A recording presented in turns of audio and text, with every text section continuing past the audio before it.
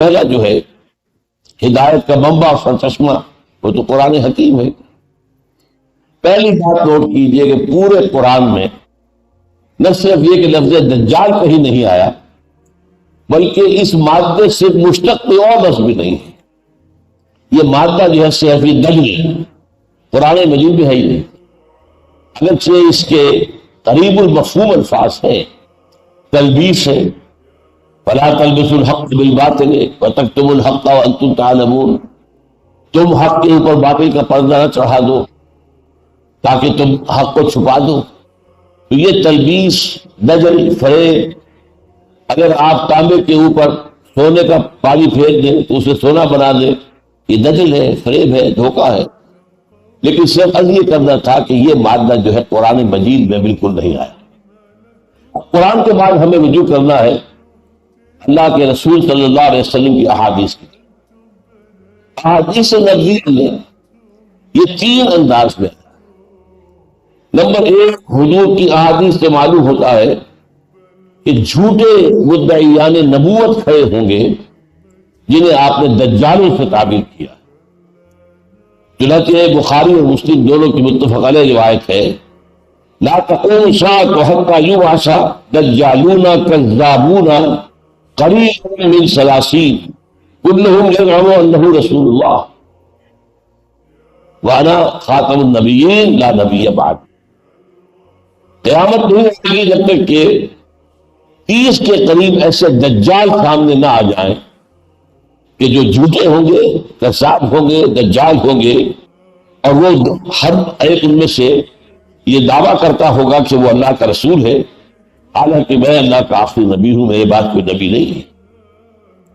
اسی طرح فرمایا ہے، یہ سنن ابی داؤد جامع ترمذی کی روایت ہے، وَإِنَّهُ سَيَكُونُ مِنْ أُمَّتِي، اور یہاں پہ نوٹ کیجیے شرائط کہنے کی میری امت میں سے اٹھے گی، مِنْ أُمَّتِي كَذَّابُونَ ثَلَاثُونَ كُلُّهُمْ يَزْعُمُ أَنَّهُ نَبِيُّ اللَّهِ وَأَنَا خَاتَمُ النَّبِيِّينَ لَا نَبِيَّ بَعْدِي۔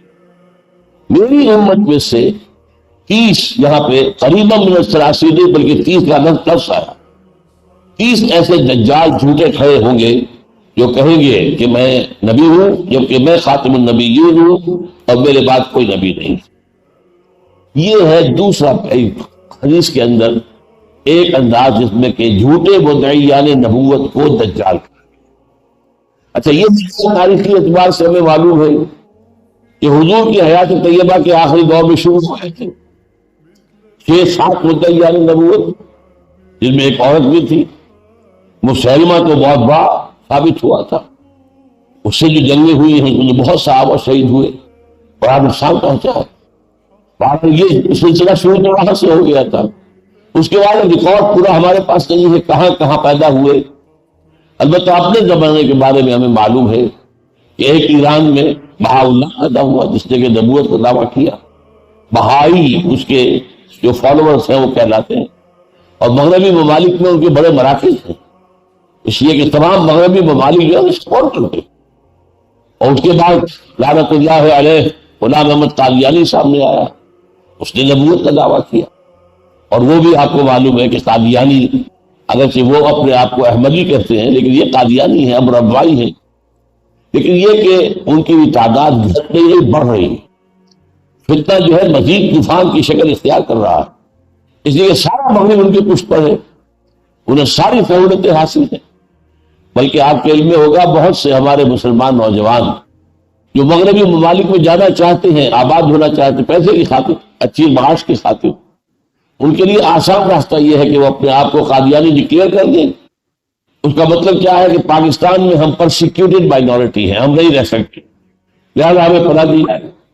بہت سے لوگ مجھ سے سمجھ لیتے تھے کہ کیا صرف اس کے لیے ہم اگر یہ لکھ دیں تو کیا یہ بڑا گناہ ہوگا؟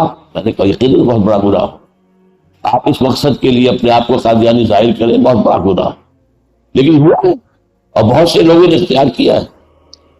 ایک جو ہے ظاہر ہوا ہے ابھی حال ہی میں، وہ رشاد خلیفہ کے نام سے ایک مصری، اس نے پہلے تو ذرا ایک مقبولیت حاصل کی کہ قرآن حکیم کا میتھمیٹیکل پروف 19 کے عدد سے، یہ جو سورہ مدثر میں آیا ہے کہ اس کے اوپر جہنم کے اوپر علیہا 19 19 ہے سرہنگ یا بڑے فرشتے جو اس پر معمور ہیں. اس نے کہا یہ 19 کا حصہ جو ہے کلید ہے قرآن کی، اور بعض چیزیں اس نے کچھ ثابت کی بھی واقعتاً کوئی بات ہے، اس لیے کہ سورہ قاف کے اندر، یہ سورہ قاف میں ان کا کہنا یہ ہے کہ جن صورتوں کے شروع میں حروف مقطعات ہیں وہ حروف اس صورت کے اندر 19 کے ملٹیپل کی شکل میں ہوں گے، 19 ہوں گے، 38 ہوں گے، 57 ہوں گے. اور میں حیران ہوا واقعتاً جب میں نے جائزہ لیا سورہ قاف کا. باقی تو یہ کہ بہت لمبی صورتوں کو ان کا جائزہ تجزیہ کرنا جو بڑا دقت والا کام تھا، لیکن قاف جو ہے چھوٹی صورت ہے، 3 رکوع ہیں اس کے. وہاں واقعی بات سامنے یہ آئی کہ جہاں بہت سی قوموں کا ذکر ہے وہاں اخوان و لوط کہا گیا ہے، قوم و لوط نہیں کہا گیا. قوم و لوط نہیں، یہاں اخوان و لوط. اگر یہاں قوم آتا تو 58 عدد ہو جاتا قاف کا سورہ قاف کے اندر. تو وہاں پر یہ ایک احتیاط گویا کہ ہمیں نظر آ رہی ہے کہ لفظ بدل کر لایا گیا تاکہ 57 کا ملٹیپل رہے. ایسی چیزوں میں میری جو رائے بنی وہ یہ ہے کہ کچھ نہ کچھ تھوڑی بہت کچھ سچائی ہوتی ہے، لیکن جب اس کو بنیاد بنا لیا جائے، اسی کو اصول بنا لیا جائے اور اسی کو جڑ اور بنیاد بنا لیا جائے تو پھر گمراہی پیدا ہوتی ہے. چنانچہ اس کے ساتھ یہی ہوا کہ اس کے حساب میں سورہ توبہ کی آخری 2 آیتیں فٹ نہیں ہو رہی تھی. انہوں نے کہا یہ ہے ہی نہیں قرآن میں سے، یہ تو قرآن میں خام خواہ ایڈ کر دی گئی. بہرحال اس سے مسلمانوں کا ماتھا ٹھنک گیا کہ اس کی گمراہی اور اس کی شیطنت جو ہے وہ واضح ہو گئی. قرآن کا تو ایک لفظ بھی لفظ ادھر نہیں ہو سکتا، کوئی جا کے 2 آیات اور 2 بھی آیات ایسی جو مسلمانوں کو بہت ہی عزیز ہے نبی اکرم صلی اللہ علیہ وسلم کی شان میں، شان مبارکہ میں. تو اس حوالے سے پھر معلوم ہوا کہ اس نے نبوت کا دعویٰ بھی کر دیا. اور بالآخر اسے ہیوسٹن میں، امریکہ کا ایک شہر ہے، وہاں انہوں نے اپنا مرکز بنایا تھا. بات وہاں پھیل گئی تھی اس کی، پھر کسی شخص نے انہیں قتل کر دی. تو یہ بھی ایک تازہ ترین واقعہ تھا. اور بھی ہو گئے ایسے تو بہت سے لوگ آ جاتے ہیں کہ میرے پاس آتے ہیں، ڈاکٹر صاحب میں مہدی ہوں، آپ میرا ساتھ لیجیے. اچھا بھائی ہم مہدی ہوں گے تو آپ اللہ تعالیٰ آپ سے کام لے لے، جو بھی اللہ نے مہدی سے لینا ہے. ہوتے ہیں بہت سے. تو یہ چیزیں جو ہے ایک جو ہے ایسا لازماً جلد ہی ظاہر ہونے والا ہے.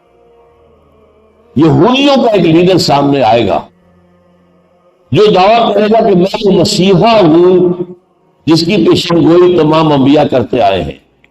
یہ جو اولڈ ٹیسٹمنٹ ہے، جو تورات، اس کی بہت سے انبیاء کرام کے کتابوں میں یہ موجود ہے کہ اللہ تعالیٰ جب یہودیوں پر برے دن ہوں گے، زوال ہوگا، محکومیت ہوگی، وہ دبے ہوئے ہوں گے، پسے ہوئے ہوں گے، مظلوم ہوں گے، مقہور ہوں گے، تو اللہ ایک مسیحا نافی کرے گا جو ان کو ذلت سے اور تار مذلت سے نکال کر اور پھر وہ اچھی زندگی کا آغاز کریں گے. تو وہ کیوں منتظر تھے؟ اچھا وہ پورا کر دیا، حضرت مسیح علیہ السلام آ گئے، لیکن قوم کی بدبختی اور خاص طور پر ان کے علماء کی بدبختی، انہوں نے ماننے سے انکار کر دیا. انہیں اول تو ولد الزنا قرار دیا. ان کے بارے میں کہا گیا کہ یہ تو ظاہر بات ہے کہ یوسف نجار کا بیٹا ہے، بغیر اس کے شادی ہوئی ہو، معاذ اللہ ثم معاذ اللہ. پھر ان کے اتنے بڑے بڑے معجزے جو واقعہ یہ ہے کہ کسی اور رسول کو نہیں دیے گئے، وہ تو مجسم ہو رہے تھے. انہیں کہا گیا یہ جادو ہے اور جادو کرنے والا کافر ہوتا ہے، لہذا عیسیٰ کافر ہو گیا ہے. جب کافر ہو گیا ہے تو مرتد ہے، مرتد ہے تو واجب القتل. چنانچہ سن ہیڈرن جو ان کا سب سے بڑا ادارہ تھا، جو دارالقضاء کہہ لیجیے ان کا، جو یہ کہ جو ادارہ افتاء، دارالفتاء تھا، انہوں نے فیصلہ کر دیا. وہاں حکومت ایسی تھی اس وقت کہ اصل حکومت تھی رومیوں کی، لیکن انہوں نے ایک محدود آزادی دے رکھی تھی، ایک اٹانومی دے رکھی تھی یہودیوں کو بھی. یہ ایک بادشاہ یہودیوں کا بھی موجود تھا اینٹی پاس کے نام سے، لیکن اس کے اختیارات یہ نہیں تھے کہ وہ اپنے اختیار سے کسی کو پھانسی دے سکے. یہ ہے کہ دارالفتاء کا فتویٰ جائے گا، جو گورنر پائلٹ پونٹف وہاں پر ہے کہ جو کہ وہ بھی گورنر ہے، وہ اگر وہ صحیح سمجھے گا تو پھانسی دے گا. اس گورنر نے انکار بھی کیا کہ ہمارے خیال میں تو اس کا کوئی جرم نہیں ہے اس مسیح کا، تم کیوں اس کے جان کے پیچھے پڑے ہوئے ہو. وہ لمبی بات ہو جائے گی، لیکن انہوں نے اصرار کیا کہ نہیں، یہ تو چونکہ ہمارا تم معاہدہ ہے کہ ہمارا فیصلہ ہوگا، ہمارا فتویٰ ہوگا، ایگزیکٹو آپ کو کرنا پڑے گا۔ چنانچہ ان کے خیال میں، یہودیوں کے خیال میں بھی اور اس وقت کے لوگوں کے خیال میں بھی حضرت مسیح سولی چڑھ گئے، معاذ اللہ۔ قرآن اس کی نفی کرتا ہے، وما قتلوہ وما صلبوہ ولکن شبہ لہم۔ البتہ یہ شبہ لہم کے معنی کیا ہے یہ ہمیں معلوم نہیں تھے، معلوم نہیں تھے کہہ رہا ہوں، اب کچھ معلوم ہو گئے۔ قرآن مجید میں ذکر نہیں ہے، احادیث میں ذکر نہیں ہے، لہذا ہماری تفاسیر میں ذکر نہیں ہے کہ پھر کیا ہوا، کون سولی چڑھا؟ سولی کا واقعہ ہوا ہی نہیں، یا ہوا تو نہیں، کوئی اور چڑھ گیا۔ یہ شیخ برنباس کی انجیل نے آ کر سارا عمدہ کھول دیا۔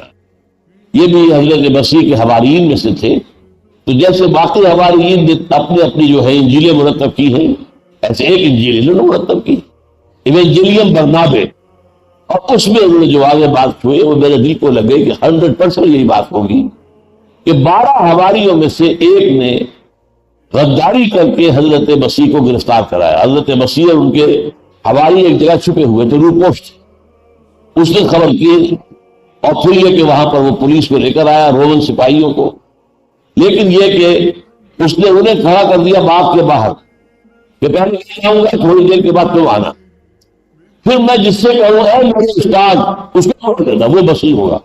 کیونکہ رومیوں کو پتا نہیں تھا، نہ دلچسپی تھی، یہ جو وہ کہتے ہیں یہودیوں کا اپنا معاملہ ہے، کون جو ہے کیا دعویٰ کر رہا ہے۔ لیکن ہوا کیا ہے، اس میں برنباس کی انجیل میں ہے کہ حضرت مسیح نے اپنے حواریین کے ساتھ آخری کھانا کھایا، اور پھر کہا کہ اب یہ رات بڑی اہم ہے، اب تم یہاں پر دعائیں کرو، عبادت کرو، اور ایک کوٹڑی تھی کہیں جیسے باغ میں ہوتی ہے کہ جہاں پر کوئی کھرپے ورپے کوئی اور ایسے اوزار رکھے ہوں، وہاں آپ داخل ہو گئے، وہاں آپ نے عبادت شروع کر دی۔ تو اسی اثنا میں یہ ہوا کہ چھت پھٹی اور 4 فرشتے اترے اور حضرت مسیح کو اٹھا کر دے گئے۔ اب یہ داخل کوٹڑی میں تو اس کو کچھ نظر نہیں آیا، لیکن اس کی شکل اللہ نے مسیح کی بنا دی۔ یہ گھبرا کے باہر نکلا تو دوسرے ہماری جاگ گئے، سو گئے تھے، ان کا اے ہمارے استاد، تو رومیوں نے اسی کو پکڑ لیا، اور وہ ہے کہ جو سولی چڑھا ہے۔ یہ ہے تفسیر، اور میں سمجھتا ہوں بہت لاجیکل ہے۔ اسے واقعتاً اپنی غداری کی سزا ملنی چاہیے تھی، وہ اگر سولی چڑھا ہے تو صحیح چڑھا، اس نے اللہ کے رسول کے ساتھ غداری کی، بے وفائی کی، اس کا نام تھا جوڈاس اسکریوٹ۔ ان کا کہنا یہ ہے کہ اس نے بعد میں خودکشی کر لی تھی، کیونکہ یہ تو سمجھتے ہیں کہ حضرت مسیح ہی چونکہ سولی چڑھے، پھر جب اتار کر انہیں رکھ دیا گیا قبر میں، پھر زندہ ہوئے، پھر وہ آسمان پر اٹھے۔ ہمارے نزدیک حضرت مسیح پہلے ہی اٹھا لیے گئے، وہ سولی پر چڑھے ہی نہیں۔ وما قتلوہ وما صلبوہ ولکن شبہ لہم۔ وہ جو جگہ ہے، اب یہ نوٹ میں نے اس لیے بتایا ہے آپ کو سارا معاملہ کہ وہ چیز، وہ مسائل جو آیا زمانہ نہیں، لہذا جگہ خالی ہے۔ اب اس آخری دور میں جب آخری مقابلہ ہونا ہے مسلمانوں اور یہودیوں کا، تو پھر وہ مسیحا اٹھ کے کھڑا ہو جائے گا، ان میں سے کوئی ایک دجال، وہ المسیح الدجال ہوگا، جھوٹا مسیح، وہ مسیح ہونے کا دعویٰ کرے گا، لیکن ظاہر بات ہے کہ وہ دعویٰ کرے گا کہ میں نبی ہوں، وہ خدائی کا دعویٰ نہیں۔ خدائی کا دعویٰ کرنے والا میرے نزدیک ایک دوسرا ہوگا دجال، جو خدائی کا دعویٰ کرے گا۔ یہ تو کرے گا صرف یہ دعویٰ میں وہی مسیح ہوں جس مسیح موعود ہوں، جیسے کہ یہ الفاظ غلام احمد قادیانی نے استعمال کیے کہ میں مسیح موعود ہوں، جس مسیح کا وعدہ کیا گیا تھا کہ وہ دوبارہ آئے گا، میں آ گیا ہوں۔ لیکن یہ کہ بہرحال یہ میں نے آپ کو گنوا دیا ہے کہ یہ جو سلسلہ ہے حدیث کے اندر جھوٹے مدعیان نبوت کو دجال کہا گیا، تو شروع ہو گیا یہ حضور کے زمانے ہی سے اور مسلسل رہا ہے، اور ایک حدیث میں چونکہ 30 کا عدد تعین کے ساتھ آ گیا ہے، لہذا ہمارا گمان ہے کہ 30 ہی ہوں گے، اور ان میں سے آخری جو ہے میرے نزدیک یہ مسیح الدجال یہودی ہوگا، جو مسیحا ہونے کا دعویٰ کرے گا کہ میں ہوں وہ مسیحا جس کا کہ وعدہ اللہ نے تم سے کیا تھا۔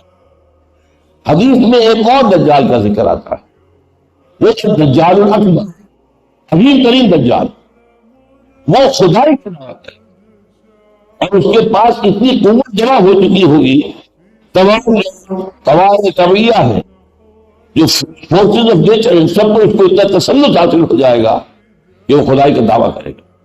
جس کے خزانے اسے قبضے میں ہوں، جس کوشش کرے گا جو اس کو ماننے کے لیے، اس کو سجدہ کرنے کے لیے تیار ہو۔ اور حضور نے اس کی خبر دی ہے کہ وہ کانا ہوگا، اس کی ایک آنکھ پھولی ہوئی ہوگی. پھر یہ کہ اس کی پیشانی پر لکھا ہوگا کاف ہا را کفر، جس کے بارے میں فرمایا وہ اتنے جلی حروف میں لکھا ہوگا کہ مومن اس کو پڑھ لے گا، چاہے وہ پڑھنے والا ہو چاہے نہ ہو، مومن پڑھ لے گا. غیر مومن کو یہ الفاظ نظر نہیں آئیں گے اس کے پیشانی پر لکھے ہوئے، لیکن ہر صاحب ایمان اس کی پیشانی پر کاف ہا را لکھا ہوا دیکھ لے گا، اور وہ ایسے ایسے معجزے دکھائے گا جس کا کہ تصور نہیں کیا جا سکتا تھا. یعنی یوں سمجھیے کہ حضرت مسیح علیہ السلام کو جو معجزے اللہ نے دیے تھے اس کے لگ بھگ بلکہ اس سے بھی آگے معجزے جو ہے اس کے پاس ہوں گے، اور وہ مدعی ہوگا خدائی کا، اور وہ سب سے بڑا فتنہ ہوگا. اہل ایمان کے لیے پوری انسانی تاریخ میں اتنا بڑا فتنہ اور کوئی نہیں ہوا. یہ حضور نے بار بار کہا ہے کہ تمام خبردار کرتے آئے ہیں اپنی اپنی امتوں کو، اور دیکھو میں بھی تمہیں خبردار کر رہا ہوں.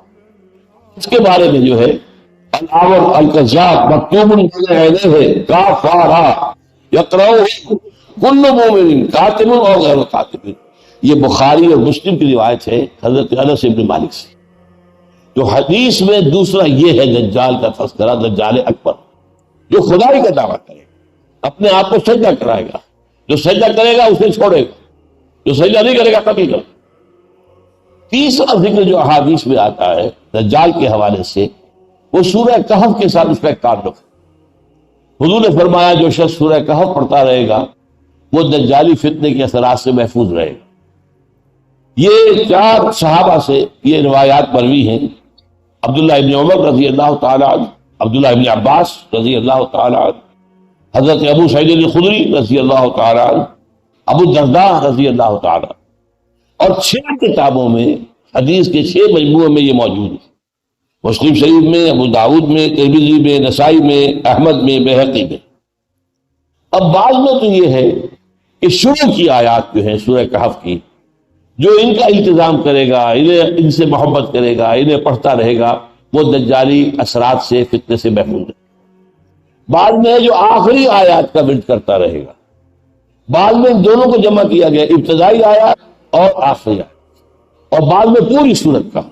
اور یہاں تک فرمایا گیا کہ جو شخص ہر جمعے کو سورہ کہف کی تلاوت کرے گا وہ اس جمعے سے لے کر اگلے جمعے تک کے لیے اس کو اللہ تعالیٰ ایک نور عطا کر دے گا جس کی روشنی کی وجہ سے وہ دجال کے فتنے سے محفوظ رہے گا. عن ابی سعید الخدری رضی اللہ عنہ ان النبی قال صلی اللہ علیہ وسلم من قرأ سورۃ الکہف فی یوم الجمعۃ اضاء له نور ما بین الجمعتین. دونوں جمعوں کے درمیان جو وقت ہے اس میں اللہ تعالیٰ انہیں ایک نور عطا کر دے.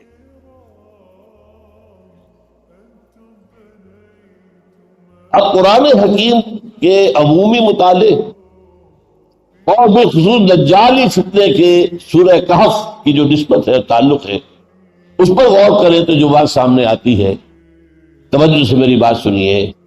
اصل دجال یہ دنیا،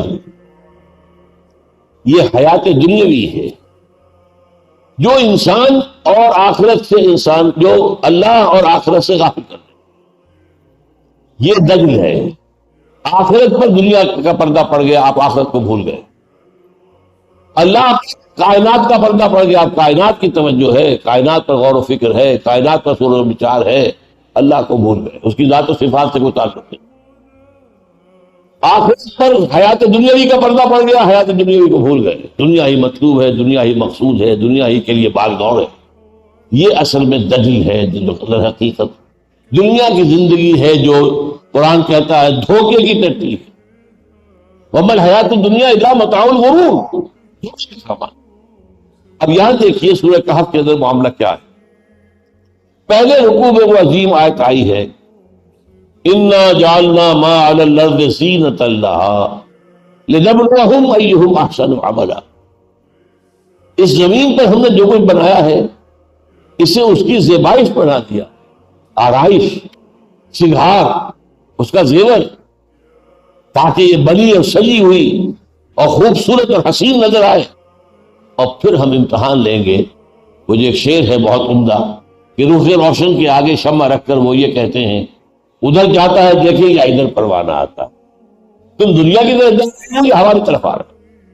ہم سے محبت کرتے ہو یا دنیا سے محبت کرتے ہو؟ ہمیں اپنا مطلوب مقصود بناتے یا دنیا کو مطلوب مقصود بنایا؟ تو سب سے بڑا امتحان، سب سے بڑا دجل، سب سے بڑا فریب یہ دنیا کی زندگی۔ اور یہ بھی نوٹ کر لیجئے کہ یہ جتنی زندگی، یہ دنیا جو ہے جتنی زیادہ حسین ہوتی جا رہی ہے، یہ ساری سائنسی ترقی نے دنیا کو بہت حسین بنا دیا۔ کیسے کیسے شاندار باغات، کیسے کیسے شاندار سڑکیں، کیسی کیسی فلک بوس عمارتیں، کیسے کیسے ہوائی جہاز جو پیکر ہزار ہزار آدمیوں کو ہم گود میں لیے ہوئے اور دوڑا جا رہا ہے۔ اب یہ دنیا کی زندگی بہت زیادہ جو ہے دلکش ہے، زیادہ حسین ہے۔ کیسی کیسی کاریں، کتنی کتنی لمبی چمکیلی ایسی کاریں، کیا کیا چیزیں جو آج ایجاد ہوئی۔ تو جیسے جیسے یہ سائنٹیفک ارتقا ہوا ہے، دنیا کی زندگی زیادہ مزین ہو گئی، زیادہ جو حسین ہو گئی ہے، زیادہ دلکش ہو گئی ہے۔ یہ لوگوں کو اپنے اندر گم کر دیتی ہے، جو علامہ اقبال نے کہا کہ کافر کی یہ پہچان کہ آفاق میں گم ہے، اور مومن کی یہ پہچان کہ گم اس میں ہے آفاق۔ وہ دنیا میں رہتا ہے لیکن بالا تر رہتا ہے۔ وہ جو حضور نے فرمایا مالی ولی دنیا، مجھے تمہاری دنیا سے کیا سروکار، انما مسلی کا راکب استظل تحت شجرۃ ثم راح وترکا، میری مثال تو مسافر کسی ہے جو تھوڑی دیر کے لیے کسی درخت کے سائے میں آرام کرتا ہے، پھر اس کے بعد وہ اپنا راستہ لیتا ہے۔ اس درخت کا، وہ درخت اس کا گھر نہیں ہے، اس کی منزل نہیں ہے، بلکہ وہ تو مسافر ہے، اس نے تھوڑی دیر کے لیے آرام کیا سستانے کے لیے۔ چنانچہ یہی آپ نے فرمایا کن فی الدنیا کانک غریب او عابر سبیل، دنیا میں ایسے رہو جیسے کہ تم اجنبی ہو یا راہ گزرتا مسافر، بس اس سے زیادہ نہیں۔ اس سے زیادہ اس سے دل لگایا تو ظاہر بات ہے کہ پھر یہ تمہیں اپنے صحت کے اندر مسحور کر دے گی، اپنے حسن کے اندر تمہیں ایسا جکڑ لے گی کہ پھر اللہ کہاں، آخرت کہاں، یہ تمام چیزیں تمہاری ذہنوں سے نکل جائیں۔ ہوں گی بھی تو صرف عقیدے کی پوٹلی کی شکل میں، دماغ کے کسی گوشے میں لکھی ہوئی ہوں گی، اب اس کا کوئی اثر نہیں ہوگا۔ عملاً تم طالب دنیا بنو گے، کہتے رہو گے اللہ کی تحمید اور حمد اور ثنا بھی کرتے رہو گے، لیکن عملاً طالب دنیا۔ تو یہ اصل میں اب اس کو دیکھیے، جو میں نے کہا تھا کہیں تو شروع کی آیات کے بارے میں کہا گیا، کہیں کہا گیا آخری آیات۔ اب یہ پہلے رکوع میں تو یہ آیت کھڑی ہے ایک ستون کے مانند، جو فرمایا گیا کہ انا جعلنا ما علی الارض زینۃ لها لنبلوہم ایہم احسن عملا۔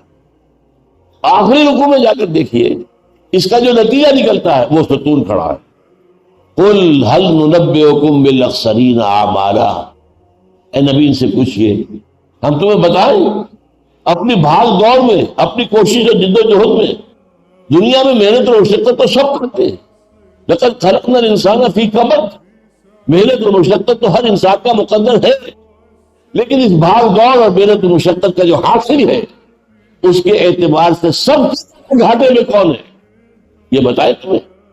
قل هل ننبئکم بالاخسرین اعمالا، جواب کیا دیا؟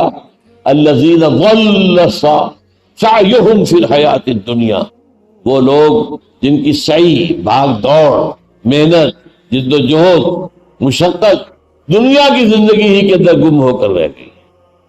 وَهُمْ يَحْسَبُونَ أَنَّهُمْ يُحْسِنُونَ صُنْعًا، اور سمجھ وہ یہ ہے کہ ہم تو بہت اچھے کام کر رہے ہیں۔ دیکھو میں نے چھوٹی سی دکان شروع کی تھی، آج کتنا بڑا سٹور بھی رہا ہے۔ میں نے ایک کارخانہ لگایا تھا ٹیکسٹائل کا، آج میرے 3 کارخانے ہیں۔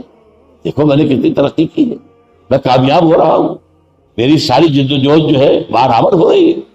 وہ یہ سمجھ رہے ہیں کہ ہم بہت کامیاب ہو رہے ہیں، لیکن قرآن کہتا ہے وہ اکثرین، خسارے میں بھی سب سے نیچے، اکثر سب سے زیادہ گھاٹے میں۔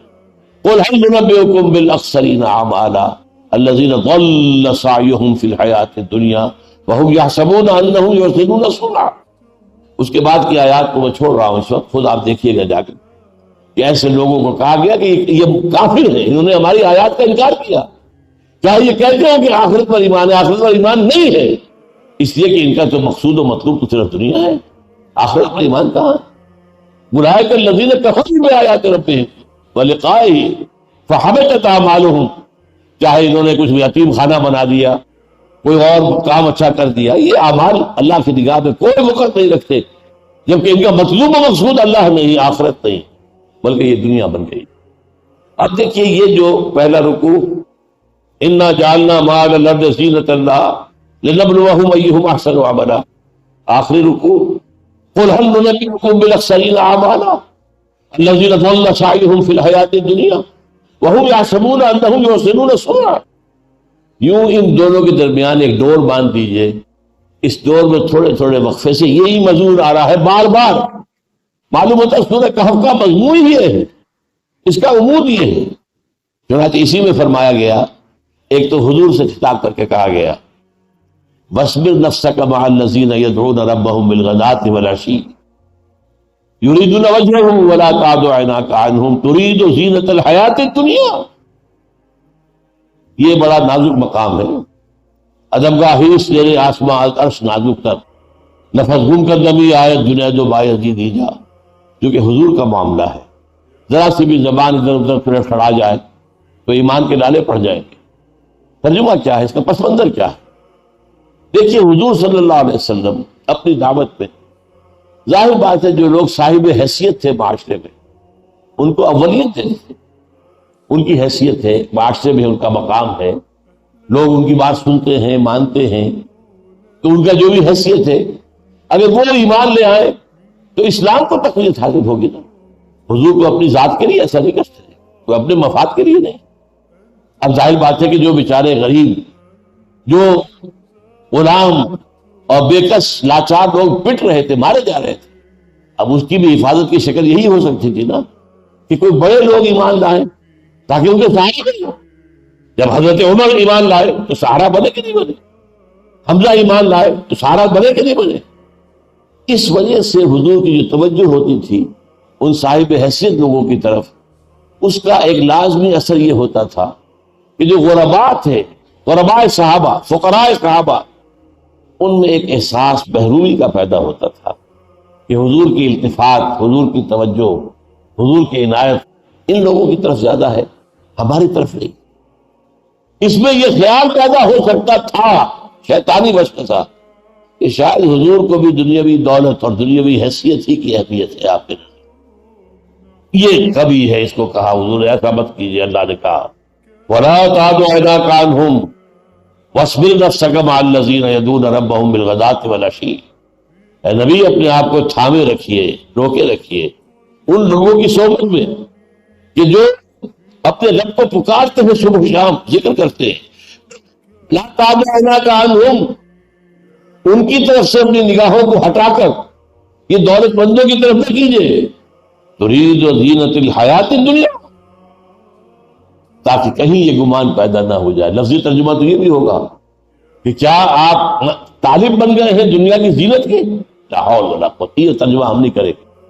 یہ وسوسہ پیدا ہو سکتا ہے کسی کے دل میں کہ شاید حضور کی نگاہ میں بھی یہ دنیاوی دولت اور حیثیت جو ہے اسی کا مقام، تو روکا گیا۔ ترید زینت الحیات الدنیا انا جعلنا ما علی الارض زینۃ اللہ، اور آگے چلیے المال والبنون زینۃ الحیات الدنیا والباقیات الصالحات خیر عند ربک ثوابا وخیر املا۔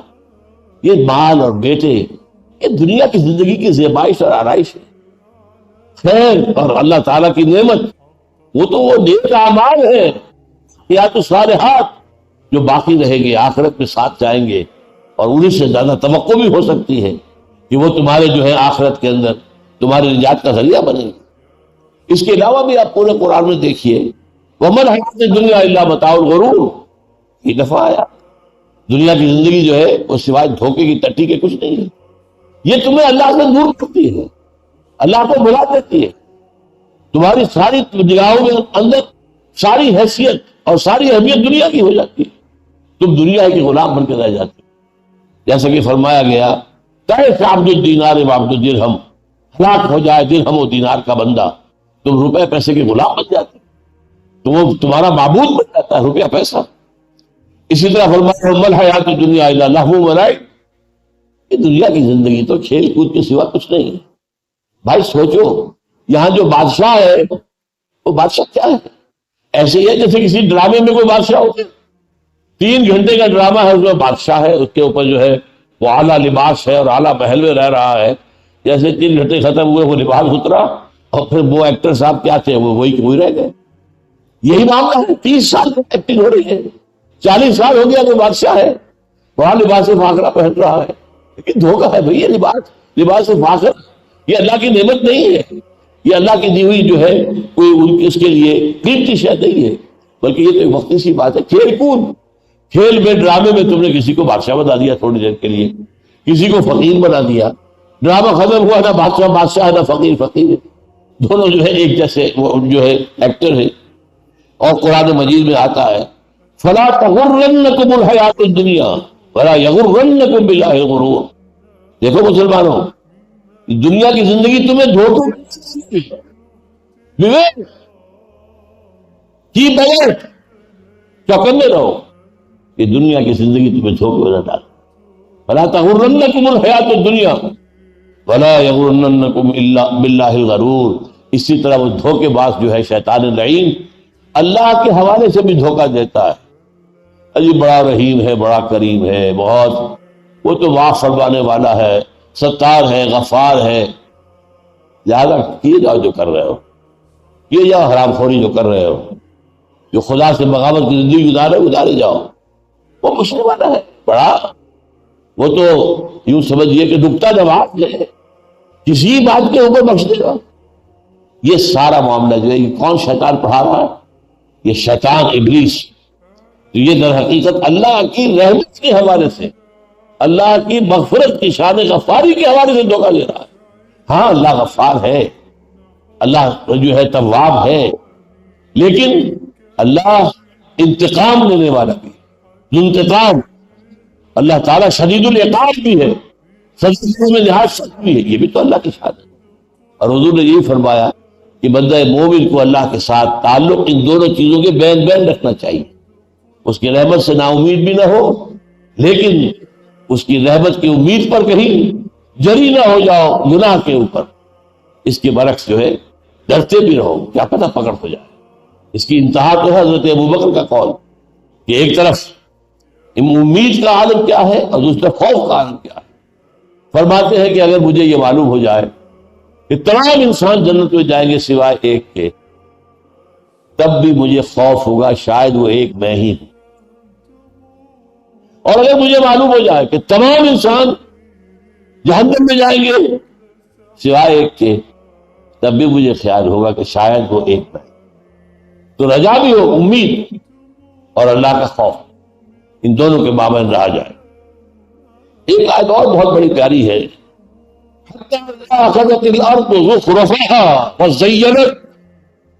بارش پرستی ہے، زمین جو بنجر پڑی تھی، بے آب و گیا، کچھ نہیں تھا، خاک اڑ رہی تھی، اب وہاں پر کھیتی ابھرتی ہے، گھاس اگ رہی ہے.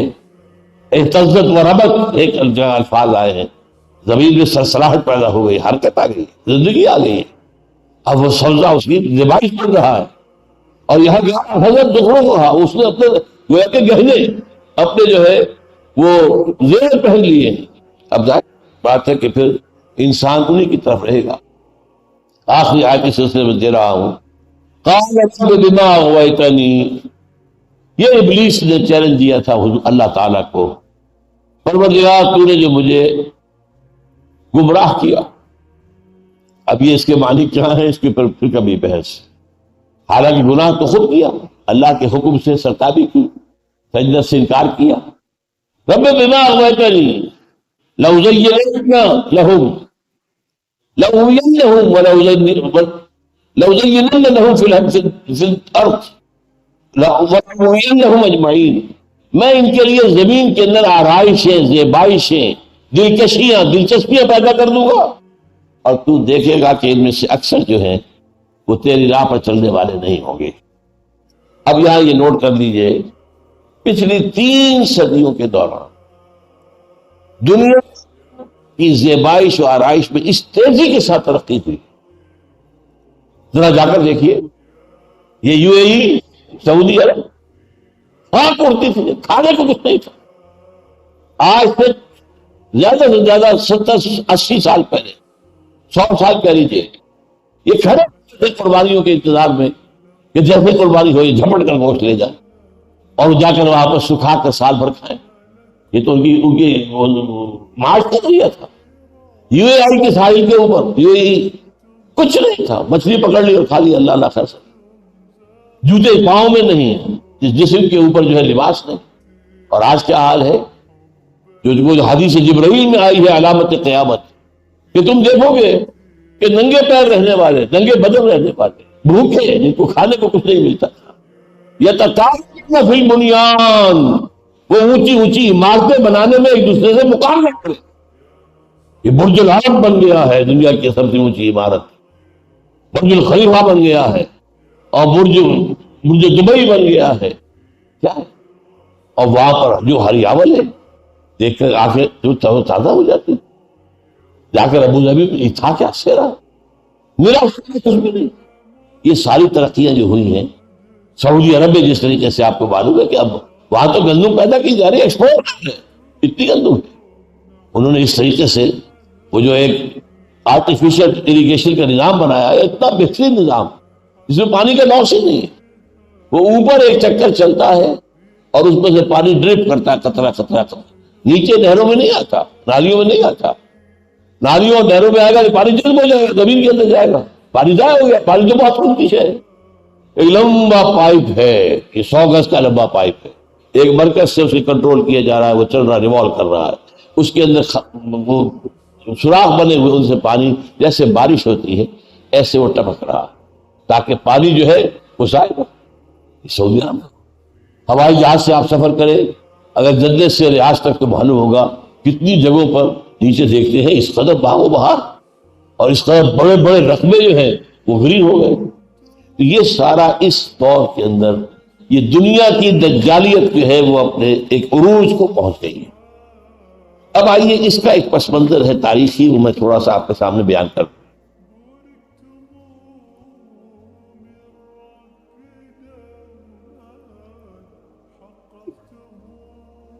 دیکھیے اللہ تعالیٰ نے عملاً عالم امر کو پیدا فرمایا، کن فیکون.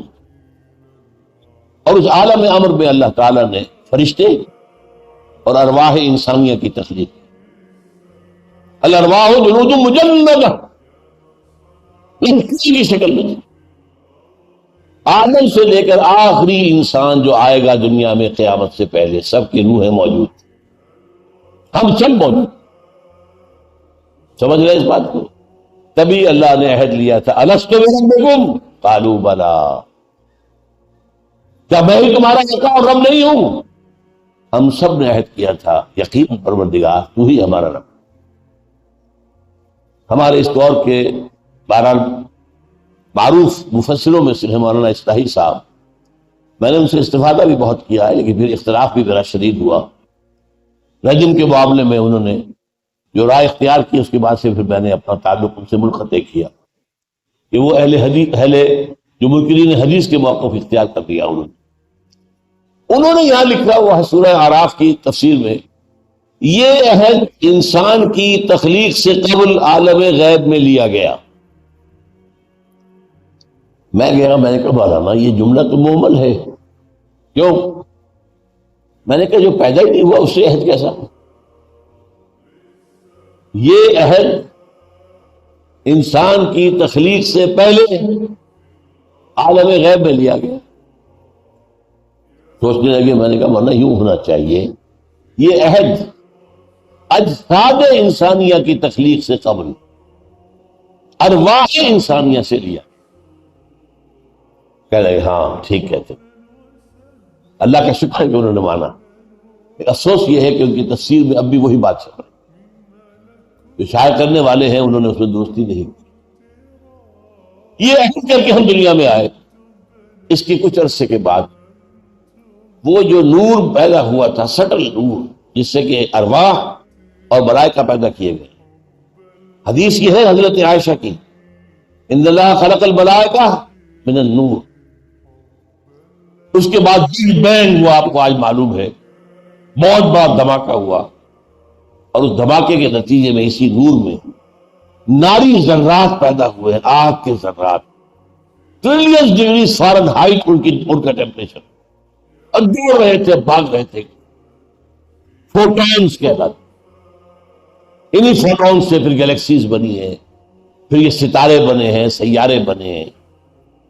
اور یہ بات نوٹ کر لیجئے، اس لیول پر اس آگ سے جنات کی تخلیق، قرآن کہتا ہے وَالْجَانَّ خَلَقْنَاهُ مِنْ قَبْلُ مِنْ نَارِ السَّمُومِ، انسانوں کی تخلیق سے بہت پہلے جنات کی تخلیق ہوئی ہے، اور آگ سے ہوئی ہے، آگ کی لپٹ، آگ کی لو، یہ قرآن سے ثابت۔ اس کے بھی ٹھنڈے ہونے شروع ہوئے کرے، اور ہماری یہ زمین ٹھنڈی ہوئی، اس میں سے بخارات نکلے، نتیجہ کیا نکلا کہ فضا پیدا ہو گئی، گیسز اسی زمین سے نکلے ہوئے۔ اور نمبر 2، سکڑ گئی، کہیں اونچی کہیں نیچی، پھر ہزارہ برس تک بارش ہوتی رہی، بارش ہوتی رہی، اور یہ بڑے بڑے سمندر وجود میں۔ اور یہ بھی قرآن کے اندر مذکور ہے کان عرشہ علی الماء، اس وقت تک ظاہر بات ہے کہ دنیا میں کوئی اور مخلوق نہیں تھی، کوئی حیوان، کوئی سمندری، کوئی مچھلی، کوئی انسان، کوئی جانور، کوئی کچھ نہیں، زمین اور پانی، زمین اور پانی۔ وکان عرشہ علی الماء، وہاں سے پھر انسان کی تخلیق عمل شروع ہوا۔ سائنس اور قرآن دونوں اس پر متفق ہیں کہ انسان پیدا کیا گیا مٹی سے، اس میں کوئی اختلاف نہیں۔ ریکویسٹ آف دی ارتھ، اب اس کو چھوڑ دیجئے کہ وہ کن مراحل سے گزر کر آیا۔ یہ کہ جو احادیث سے ہمیں کچھ معلوم ہوتا ہے کہ تمام جتنے بھی بر اعظم تھے ان سب سے مٹی لے کر اللہ نے آسمان پر، پھر یہ کہ وہ گارا بنایا، اس گارے کے اندر پھر جب وہ کچھ مادہ ڈالا جو کہ آرگینک تھا، اس کے اندر جو ہے فرمنٹیشن ہوئی، تو قرآن کہیں کہتا ہے تراب، کہیں کہتا ہے تین، کہیں کہتا ہے تین لازم، کہیں کہتا ہے صلصال من حمأ مسنون، 4-5 الفاظ استعمال کیے قرآن۔ بہرحال اس کو چھوڑ دیجئے کہ سائنس کیا کہتی ہے، لیکن ایک بات یہ ہے کہ مٹی سے تخلیق ہوئی۔ جب حیولہ تیار ہو گیا آدم کا، جسمانی حیولہ، تو آدم کی روح لا کر پھونک دی گئی، اور یہ آدم ہوئے اب علیہ السلام، یہ اللہ کے نبی ہوئے، اور ان کو اللہ نے زمین کی خدمت میں کاٹا۔ یہ چند باتیں جو ہیں، یہ چاہے آپ میٹا فزکس کی بات کہیں اس سے، چاہے ویلٹن شاؤن کی بات کہیں جرمنی اصطلاح کے اندر، یا جو ورلڈ ویو ہے اس کو کہیں، یا قرآن مجید کی حکمت کہیں، وہ جو مولانا روم نے شکوہ کیا نا، چند خانی حکمت یونانیہ، حکمت قرآنی آ رہا ہم بخواں، کب تک تم یونانیوں ہی کے فلسفے کو پڑھتے رہو گے، ارسطاٹل کو اور پلیٹو کو اور پلاٹونائزم کو، ان کو پڑھتے رہو گے، کبھی قرآن کی حکمت کو بھی پڑھو۔ پر اس انسان کو اللہ تعالیٰ نے 2 علم عطا کیے، یہ اصل ہے بات جو سمجھنے کی۔ اور جہاں یہ ذکر ہے حضرت آدم کی تخلیق اور انہیں خلافت دیے جانے کا، سورہ بقرہ کا 4واں رکوع، شروع میں ایک علم کا ذکر ہے، وَعَلَّمَ آدَمَ الْأَسْمَاءَ كُلَّهَا، آدم کو سارے نام سکھا دیے اللہ۔ کیا نام کن چیزوں کے؟ نام کچھ چیزوں کے ہوتے ہیں نا، میٹیریل تھنگس، اس کا کیا نام ہے، اس کا کیا نام ہے، میٹیریل جو وجود میں آنے والی تھی، اس کی تمام چیزوں کا علم آدم کو دے دیا گیا، لیکن دیا گیا کس شکل میں؟ جیسے آم کی گٹھلی میں پورا آم کا درخت ہوتا ہے تو صحیح نا، لیکن یہ وجود میں تو آئے گا، ذرا وقت لگے گا، یہ گٹھلی پھٹے گی، 2 پتیاں نکلیں گی، پھر وہ آگے پودا بنے گا، پھر کئی سال لگا کر وہ درخت بنے گا، پھر آم آئے گا۔ ایک آدم میں امر ہے، وہاں وقت کوئی نہیں لگتا، نو ٹائم انوالوڈ، انما امرہ اذا اراد شیئا فانما یقول له کن فیکون۔ لیکن عالم خلق کے اندر وقت لگتا ہے۔ رحم مادر میں بھی بچہ جو ہے 9 مہینے لیتا ہے، تب وہ انسانی شکل پہ آتا ہے۔ آم کا درخت بھی کچھ سال لے گا، تب وہ آپ کو پھل دے گا۔ عالم خلق میں ٹائم انوالوڈ ہے، اور آسمان و زمین کی تخلیق 6 دنوں میں۔ ابھی دن کون سے؟ یہ تو ہم سمجھ نہیں سکتے، یہ دن یونیورسل ڈیز۔ ایک تو ہمارا دن ہے، سورج کا، ہماری زمین کا ایک چکر جو 1 دن ہو گیا، لیکن یہ کہ اس پورا ہمارا جو ایک سلسلہ ہے سولر، اس پورے سولر سسٹم کے دن کو کیا ہوگا، جبکہ یہ پورا سولر سسٹم ایک چکر مکمل کرے، اس کا 1 دن بنے گا۔ گلیکسی کا 1 دن کیا ہوگا، بندہ نہ کرتی. تو قرآن اسی لیے کہتا ہے نا اللہ کا عام دن جو ہے وہ 10,000 برس کا ہے, 1000 برس کا ہے, اور ایک جگہ 25,000 برس پہ 50,000 برس کا بھی. بہرحال اس پہ جو تخلیق ہوئی تو پھر آدم کو ایک آنکھ تو یہ دے دی گئی دنیا کا علم حاصل کرنے کے لیے, اور دوسری آنکھ دی گئی وحی سے استفادے کے لیے. وَإِمَّا يَأْتِيَنَّكُم مِّنِّي هُدًى فَمَن تَبِعَ هُدَايَ فَلَا خَوْفٌ عَلَيْهِمْ وَلَا هُمْ يَحْزَنُونَ. یہ دو اللہ تعالیٰ نے علم کے شعبے انسان کو ابتدا میں دیے, اور ان دونوں کے ساتھ انسان نے قدم بقدم آگے بڑھنا شروع کیا. ایک طرف نبی آ رہے ہیں, اللہ کی ہدایت چلی آ رہی ہے, ہدایت میں ارتقا ہو رہا ہے جیسے انسانی ذہن کا ارتقا ہو رہا ہے. کبھی انسان بچپنے میں بھی تھا ذہنی اعتبار سے, کبھی آخر جوان ہونے میں وقت لگا ہے اس کے. اسی لیے ہدایت خدا بندی پہلے دن مکمل نہیں دے دی گئی, نہیں, قرآن میں لا کر اس کی تکمیل کی گئی. الیوم اکملت لکم دینکم واتممت علیکم نعمتی. نعمت ہدایت میں نے اس کا اتمام کر دیا تمہارے اوپر. اسی طریقے سے انسان کا تمدنی ارتقا ہوا. کبھی غاروں میں رہتا تھا, پھر قبائلی نظام بنا, پھر شہروں میں رہنا شروع کیا, پھر بڑی مملکتیں اور امپائر کا دور آ گیا. اب یہ جو نظام چل رہا تھا انسان سر پر ظلم کرنے والا بن گیا. بادشاہوں کے گلچھرے ہیں, ان کے محل ہیں, ان کے عیش ہیں, اور اس کی عیش کی جو بنیاد ہے وہ کاشتکار ہے, خون پسینہ ایک کر کے جو پھل جو حاصل کر رہا ہے فصل, لیکن اس کے بچے کے لیے کھانے کو نہیں ہے, اس کے بچے کے لیے فاقے ہیں. عیش ان کے جاگیرداروں کی ہے, بادشاہوں کے. ان تمام کو دور کرنے کے لیے, ختم کرنے کے دین حق دیا گیا اور اس کی تکمیل کی گئی. الیوم اکملت لکم دینکم واتممت علیکم نعمتی ورضیت لکم الاسلام دین. یہ تو ایک طرف ہو رہا ہے. دوسری طرف کیا ہو رہا ہے؟ سائنسی ترقی. آنکھ نے دیکھا, کان نے سنا, دماغ نے نتیجہ نکالا, اور نتیجہ نکال کر یہ جو کمپیوٹر ہے یہاں, آپ نے سینس ڈیٹا اس کو فیڈ کیا, اس نے پروسیس کیا, نتیجہ نکالا, میموری کے اندر ڈال دیا. اب میں سارے کمپیوٹر کی اصطلاح استعمال کر رہا ہوں. یہ بہت بڑا کمپیوٹر, بہت بڑا کمپیوٹر. اس کے بعد آپ نے مزید دیکھا اور مطالعہ کیا اور کیا, اب اس کے بعد اور نتیجہ نکلا, اس کو پہلے سے کمپیئر کیا, دونوں سے ایک اور نتیجہ نکلا, اسے بھی میموری. رفتہ رفتہ انسان یہ بھی کیڑی کی چال چلتا ہوا, یہ علم جو ہے جو اصل میں اسماء کی شکل میں حضرت آدم کو دے دیا گیا تھا, لیکن اس کی ایکسپلینیشن کے اندر وقت لگا, وہ آم کی گٹھلی کے آم بننے کے اندر وقت لگا. پچھلے 200 سال جو ہے اس معاملے کے اندر انتہائی عجیب ہے. ایکسپلوژن ہوا ہے معلومات کا, اتنا دھماکہ ہوا ہے معلومات کا کہ آج کسی انسان کے لیے ممکن نہیں ہے کہ وہ تمام علوم کی جو ہے موٹی موٹی باتیں بھی جمع کر سکے اپنے ذہن کے اندر, ممکن نہیں. آج صورتحال کیا ہے کہ عروج آدم خاکی سے انجم سہمے جاتے ہیں کہ یہ ٹوٹا ہوا تارا بہے قابل نہ بن جائے. لیکن اس زمن میں ایک جو حادثہ ہوا ہے وہ کیا تھا؟ بدقسمتی سے یورپ کے اندر پاپائیت کی ایک حکومت قائم تھی جو بڑی تنگ نظر, بڑی سخت, بڑی مستبد. پاپائیت کے تحت سائنس کی تعلیم حرام, فلسفے کی تعلیم حرام.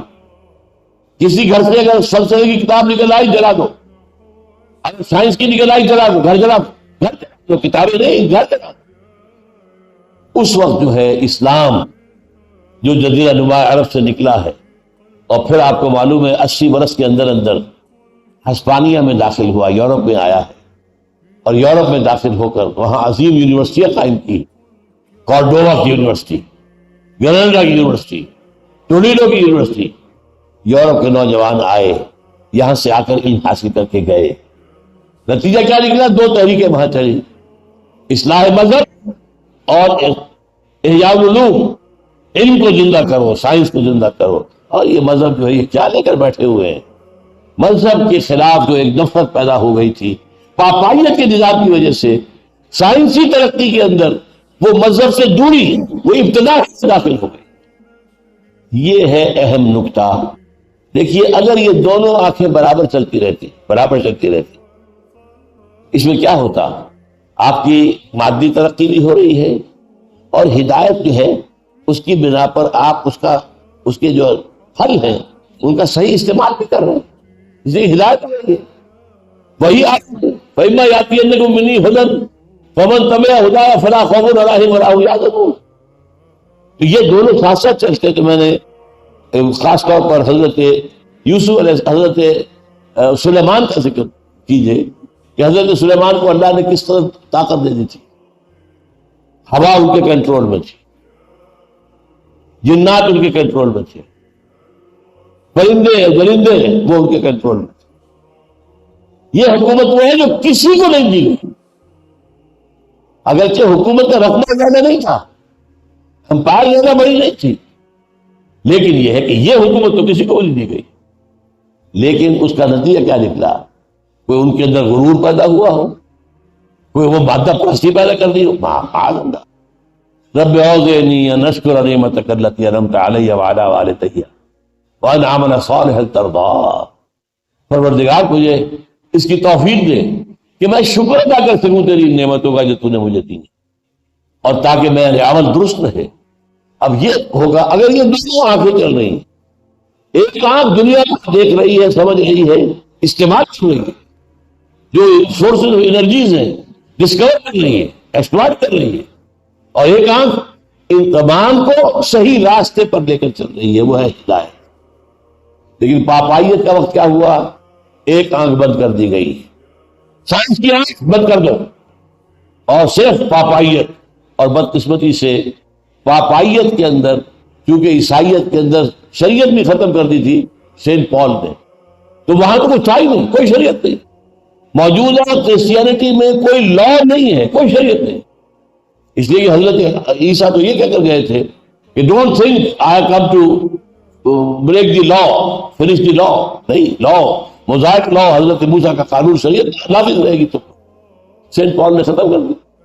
اب انہوں نے جو کچھ کیا، اب یہ کہ جو بس پوپ جو حکم دے دے گا بائی ڈیکریز، اس کا فرمان ہوگا، وہ جس شے کو حلال کہہ دے گا حلال، جس شے کو حرام کہہ دے حرام. جو عدی ابن حاتم کی حدیث ہے، آپ کو یاد آئی ہوگی کہ انہوں نے جب وہ ایمان لائے ہیں، حاتم تائی جو بہت مشہور سخی انسان دنیا میں گزرا، اس کے بیٹے ہیں یہ عدی، یہ عیسائی تھے.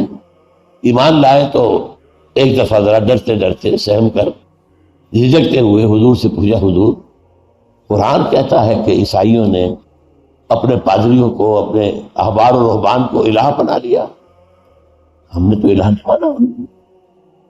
آپ نے فرمایا کیا یہ صحیح نہیں ہے؟ جسے میں کہہ دیں حرام تو مان لیتے ہیں حرام، اور جسے میں کہہ دیں حلال تو مان لیتے ہیں حلال. کیا یہ تو ہے؟ تو کیا یہی نہیں ہے؟ شریعت دینا تو اللہ کا کام ہے، کسی انسان کا کام تو نہیں. انہوں نے شریعت موسیقی کو پھینک دیا اٹھا کر، اور خود بن گئے شارع. اور شارع کون ہوتا ہے؟ شارع تو اللہ ہے. تو اس نے میں نے کہا ہاں یہ بات کرو. یہ ہے وہ جو صورتحال تھی یورپ کے اندر جب اسلام کی روشنی پھیلنی شروع. لیکن اس میں ایک ایلیمنٹ آیا ہے اور وہ ہے یہودیوں کا. دیکھیے یہودی جنہوں نے حضرت مسیح کو اپنے بس پر سولی چڑھوا دیا، پھر حضرت مسیح کے حواریین کو شدید تکلیفیں دی. رومی جو حاکم تھے وہ بت پرست تھے، انہوں نے بھی ستایا. یہ اصحاب کہف کون تھے؟ یہ بھی رومی جو بت پرست تھے، بادشاہ ڈیسیس، اس سے انہیں کہا تھا کہ باز آ جاؤ اس توحید سے ورنہ تمہیں ہم غلم کر دیں گے. تب وہ جو ہے جا کر غار کے اندر چھپے تھے اور 300 برس تک چھپے رہے. لیکن اس 300 برس میں کیا ہوا؟ رومن امپائر اسلام نے کمال. رومن ایمپرر کانسٹنٹین اس نے یہ عیسائیت قبول کر لی. مسلمان نے عیسائیت قبول کر لی. اسلام کبھی حضور کی تو بعثت نہیں ہوئی. یہ 325 کے قریب کا واقعہ ہے، 4 صدی عیسوی کے شروع میں. اب یہ ہے کہ ان کے اوپر، عیسائیوں کے اوپر جو بار پڑ رہی تھی، اب عیسائی ہو گئے بادشاہ. انہوں نے پھر یہودیوں کی جو پٹائی کی ہے وہ تو آپ تاریخ کے اندر پڑھیں گے تو جس طریقے سے ان سے نفرت ہوتی تھی. انہیں گھیٹوز میں رکھتے تھے، شہروں میں آنے کی اجازت نہیں ہوتی تھی. صرف جیسے کرفیو لگا ہوا ہے، 2 گھنٹے کے لیے اجازت ہے، تم آؤ تو خرید و فروخت کر کے نکل جاؤ، لیکن یہی نہیں رہ سکتے. لیکن اب کیا ہوا؟ انہی یہودیوں نے اسلامی تعلیمات کے اندر ایک نیا رنگ پیدا کیا. یہ غور کیجئے گا، یہ بہت اہم واقعات ہیں. ہسپانیہ کی یونیورسٹیوں سے، ٹولیڈو، کورڈووا، گریناڈا، علم کے، حکمت کے چشمے بہہ رہے ہیں. فرانس، جرمنی اور اٹلی کی. اللہ نے کہا، اسلام نے کہا، انسان کسی کا غلام نہیں ہے، صرف اللہ کا غلام. انہوں نے ایسی آزاد خیالی پیدا کی مشرف والی کہ اللہ کا بھی غلام نہیں، فریڈم، انسان جو چاہے کرے، مادہ بھی نہیں ہوگا. اللہ نے کہا تمام انسان برابر ہیں، لیکن انہوں نے کیا کیا؟ عورت اور مرد برابر ہیں، ان میں اونچ نیچ کیسے ہو سکتی ہے؟ لہذا خاندانی ادارہ جو ہے اس کا بیڑا غرق کرتی ہے. پھر اس وقت تک، جب تک پوپ تھا، اس وقت تک سود حرام تھا پورے یورپ کے اندر. نہ تو کوئی کمرشل انٹرسٹ تھا اور نہ یوزلی. انہوں نے کیلوین کے ذریعے سے کتاب لکھوا کر اب بغاوت کروائی، اور یہودیوں کا بینک قائم ہوا ہے سب سے پہلا انگلینڈ کے اندر، بینک آف انگلینڈ، اور بینک چرچ آف انگلینڈ جو سب سے پہلا باغی چرچ تھا جو کہ پوپ سے بغاوت کر کے بنا. یہ کام کیا ہے یہودیوں نے اس عرصے. نتیجہ کیا نکلا ہے؟ آج کے 3 دجالی پردے دنیا کے اندر قائم ہو گئے. ابھی میں دجالیت کی بات کر رہا ہوں، دجال کی نہیں کر رہا.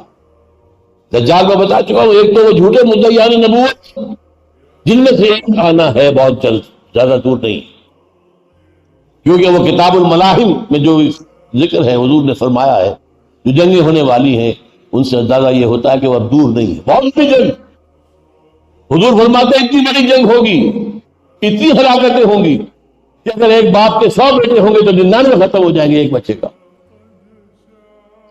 اور اگر کوئی پرندہ جو ہے وہ اڑتا جائے گا، دیکھیے پرندے 2 قسم کے، مردار خور ہے، انہیں تو چاہیے مردے، لیکن ایک درخواست پسند پرندہ جو ہے کبھی مردار پر نہیں اترتا. تو پرندہ اڑتا جائے گا، اترنا نہیں چاہے گا نیچے، لاشیں دوڑتا چلا جائے گا، اڑتا چلا، یہاں تک کہ تھک ہار کر اس کے بازو شہید جائیں گے، گرتا تو لاش پر. یہ جنگ اب دور نہیں ہے، یہ آخری صلیبی جنگ، اس کا آغاز 2001 میں ہو چکا ہے. بعد میں بھول جاؤں آپ کو، یہ آپ مجھے زیادہ تو اندازہ نہیں تھا کہ کتنے حضرات یہاں آئیں گے. میں 1000 وہ لے کر آیا ہوں جو آپ کو تقسیم کیا گیا ہے. ویسے تو اور بے شمار ثبوت ہے. یہ جو جنگ 2001 میں شروع کی ہے بش نے، وہ صلیبی جنگ ہے، اس کی اپنی زبان سے نکل گیا تھا. نکل جاتی ہے جس کے منہ سے سچی بات مستی میں، فقیہ مصلحت بھی سے اور ازدے وعدہ خار اچھا کہہ دیا صلیبی جنگ. لیکن یہ اتنا بڑا ثبوت ہے، شہر شاہد من اہلہا، گھر کا بھیدی لنکا ڈھا رہا ہے. 2001 کے 9/11 اس سے 1 مہینے پہلے رسالہ چھپا ہے یہ امریکہ میں، دی فلیڈلفیا ٹرمپٹ، اور یہ ملینز کی تعداد میں چھپتا ہے، مفت تقسیم ہوتا ہے. اتنا بڑا ادارہ ہے، اتنا بڑا ادارہ. اس کا جیری فلیشر اس کا ایڈیٹر ہے. اگست کا شمارہ، یعنی 9/11 سے 1 مہینے قبل کا اشارہ شمارہ، اور اس میں یہ لکھا ہوا ہے، یہ تصویر ہے ڈوم آف راک اور مسجد اقصی، اور بولڈ الفاظ میں کیا ہے آپ کے پاس ہے، جن کے پاس بھی پہنچ گیا ہے. کیا لکھا ہے؟ Most people think the crusaders are a thing of the past or forever, but they are wrong. Preparations are being made. 2001 میں لکھ رہا ہے، اگست میں لکھا ہوگا، جولائی میں چھپا ہے اگست میں.